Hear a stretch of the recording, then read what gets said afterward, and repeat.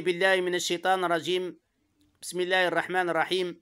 اللهم صل وسلم وبارك على هذا النبي الكريم وعلى آله وأصحابه أجمعين ومن تبعه إلى يوم الدين، وبعد. السلام عليكم ورحمة الله تعالى وبركاته. إخواني، ننبه لبعض هذه الحديث الضعيفة.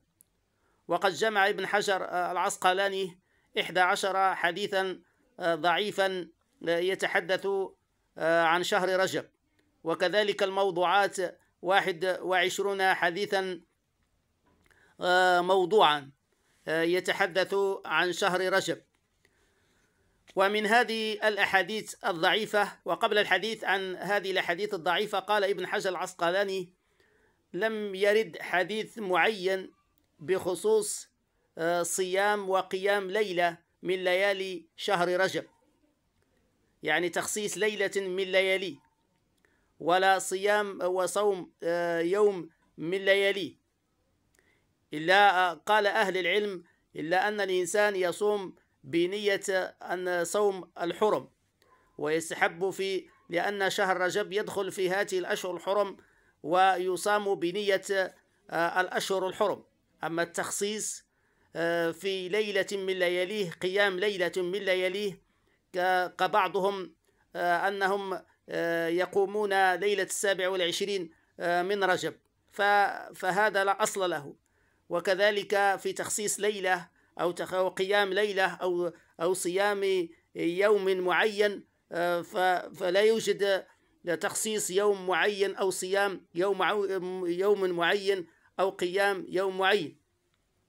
ونذكر بعض الحديث الضعيفة عن أنس رضي الله عنه: كان إذا دخل رجب قال: اللهم بارك لنا في رجب وشعبان وبلغنا رمضان. إسناده ضعيف.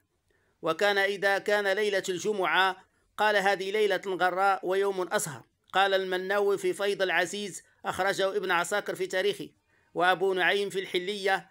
قال النووي في الأذكار: إسناده ضعيف. كذلك من الأحاديث عن ابن عباس: صوم أول يوم من رجب كفارة سنتين، والثاني كفارة الأول كفارة 3 سنين. صوم أول يوم من رجب كفارة 3 سنين، وصوم يوم الثاني كفارة سنتين، والثالث كفارة سنة، ثم كل يوم شهر. هذا الحديث ضعيف، ضعفه الألباني. وروي عن أبي أمامة رضي الله عنه: 5 ليالي لا ترد فيهن الدعوة: أول ليلة من رجب، وليلة النصف من شعبان، وليلة الجمعة، وليلة الفطر، وليلة النحر. وقال الشيخ الألباني: حديث موضوع. وكذلك حديث رجب شهر الله، وشعبان شهري، ورمضان شهر أمتي، رواه الديلمي وغيره عن أنس مرفوعا، وذكر في الموضوعات. نسأل الله سبحانه وتعالى أن يرحمنا برحمته يا أرحم الراحمين. وفي لقاء آخر، والسلام عليكم ورحمة الله تعالى وبركاته.